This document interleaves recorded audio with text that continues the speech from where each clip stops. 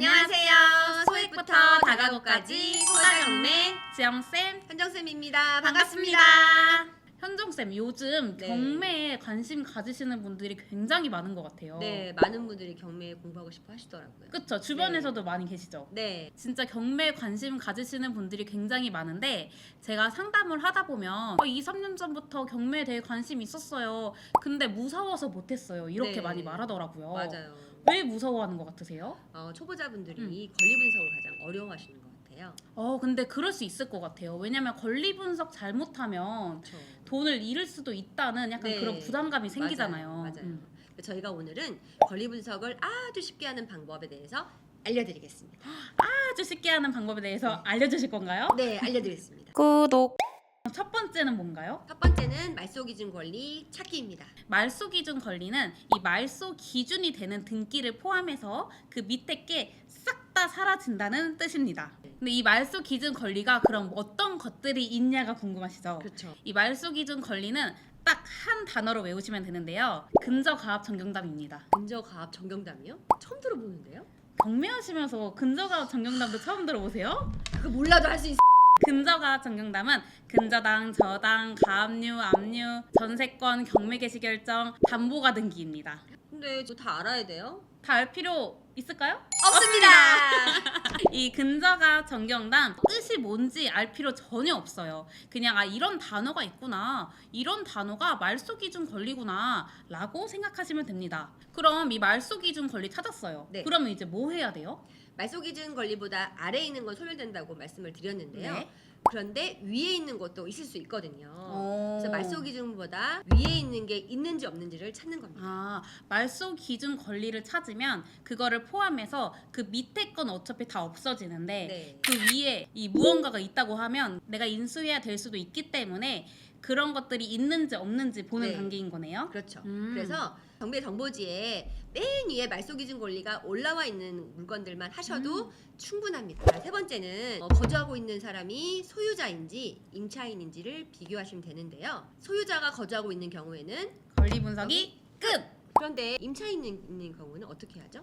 임차인이 있으면 이제 임차인이 대항력이 있는지 없는지를 판단하셔야 돼요. 그럼 대항력이 뭘까요? 이 대항력은 임차인이 낙찰자에게 대항할 수 있는 권리가 있는 것입니다. 그러면 제가 모르는 사람이 봐도 대항력이 있다라고 하면 뭔가 좀 문제가 있을 것 같고 대항력이 없다라고 하면 쉬울 것 같아요. 맞아요. 그러면 대항력이 있다 없다는 어떻게 하나요? 대항력이 있는지 없는지는 임차인이 전입한 날짜랑 이 말소 기준 권리 중에 어떤 게 더 빠르냐를 비교하는 거예요. 그러면 전입일이 말소 기준보다 빠르면 대항력이 있다. 말소 기준보다 전입일이 늦으면 대항력이 없다. 이렇게 보면 되나요? 네, 이 딱 두 가지만 보면 됩니다. 쉬운데요? 그쵸? 쉽죠? 네. 그래서 첫 번째로 말소 기준 권리를 찾고, 그리고 두 번째로 말소 기준 권리보다 빠르게 설정되어 있는 권리가 있는지 없는지 확인하고, 또 세 번째로 소유자가 있으면 끝! 네. 그리고 임차인이라면 대항력이 있는지 없는지 전입일자와 말소 기준 권리 설정 일자 비교하면서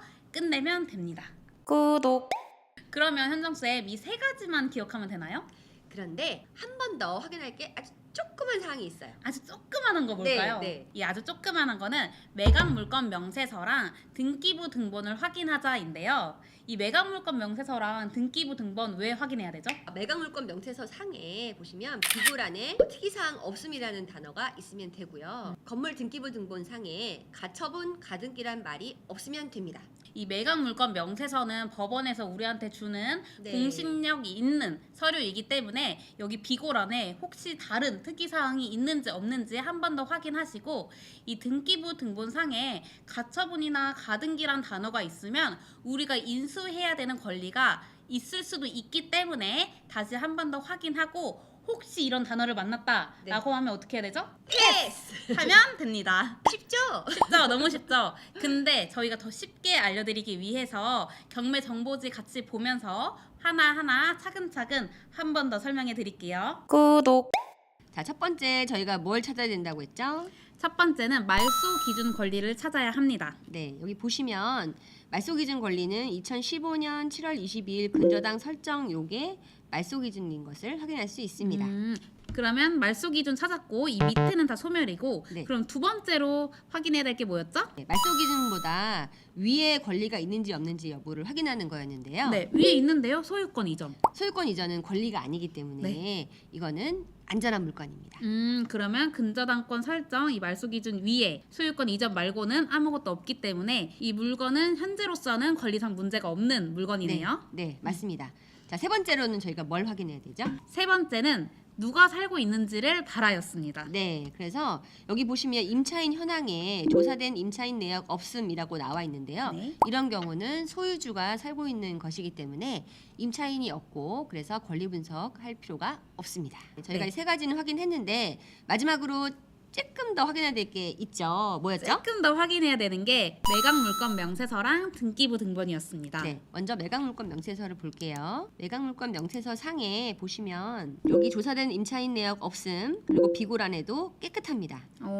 아까 경매 정보지에도 조사된 임차인 내역 없음이라고 나와 있었는데 이 매각 물건 명세서에도 조사된 임차인 내역 없음이라고 나와 네. 있으니까 이건 소유자가 거주하고 있는 게 확실하고 또 비고란에 다른 특이 사항이 없기 때문에 이 매각 물건 명세서가 굉장히 깨끗한 네. 물건이네요. 네, 그래서 매각물건 명세서 상에는 문제가 없고요. 그 다음에 또 하나 저희가 등기부 등본을 확인해야 되는데 네. 등기부 등본이 내용이 굉장히 많은데 네. 앞에 내용은 다 보실 필요 없고요. 맨 뒷페이지에 보면 요약돼 있습니다. 음. 여기서 어떤 걸 확인해야 된다고 그랬죠? 여기서 가처분이나 가등기라는 단어가 있는지 없는지 네. 확인하라고 하셨습니다. 네, 그런데 여기 상에는 없네요. 가처분이랑 가등기 단어가 없네요. 네, 그러면 이 물건도 깨끗한 물건으로 보시면 되겠습니다. 매각물건 명세서랑 건물 등기부 등본까지 마지막으로 확인했는데 이 물건에 특이사항이 없기 때문에 네. 이거는 안전한 물건, 네. 조사해도 되는 물건이네요. 맞습니다. 다른 물건 한번 봐볼까요? 네, 자, 이제 두 번째 물건인데요. 근저가압 정경담이 보이십니까? 맨 위에 있는 이 근저당권 설정이 말소 기준 권리가 되고요. 두 번째로는 뭘 확인해야 되죠? 말소 기준 권리보다 위에 있는 권리가 있는지 없는지 확인해야 됩니다. 네.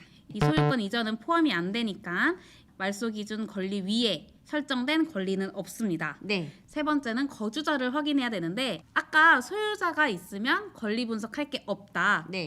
끝이라고 말씀을 드렸는데 여기는 소유자가 아니라 임차인이 있네요. 있네요. 어떻게 해야 되죠? 임차인이 있는 경우에는 저희가 전입일자랑 말소기준 권리 날짜를 비교해서 전입일자가 빠른 경우에는 대항력이 있고 전입일자가 늦는 경우는 대항력이 없다라고 말씀을 드렸는데 이 물건의 그런 말소 기준일은 언제죠? 여기 보시면 2007년 12월 10일이라고 나와 있네요. 네. 그럼 이 사람의 전입일자는 언제죠?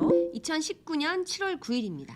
2007년과 2019년 중에 언제가 더 빠르죠? 2007년이죠. 네, 2007년이죠. 네. 말소 기준일이 더 빠르기 때문에 이 임차인은 대항력이 없습니다. 없습니다. 네. 그래서 현재까지는 권리 분석상에 문제가 없는 물건입니다. 네. 이 보증금 만약에 낙찰 대금에서 다 못 받아가요. 네. 그럼 어떻게 해야 되죠? 우리가 물어줘야 되나요? 그럴 필요 없습니다. 그쵸. 대항력이 대항력이 없기 없기 때문에, 때문에. 네. 이런 물건은 굉장히 안전하고 쉬운 물건입니다. 그러면 우리가 또 확인해야 되는 거. 네. 마지막으로 두 가지 더 말씀을 드렸죠. 첫 네. 번째로 매각 물건 매각 물건. 명세서 볼게요. 자, 매각 물건 명세서를 잘 보셔야 되는데 이 최선순위 설정이 근저당권 아까 본 말소 기준 권리이죠.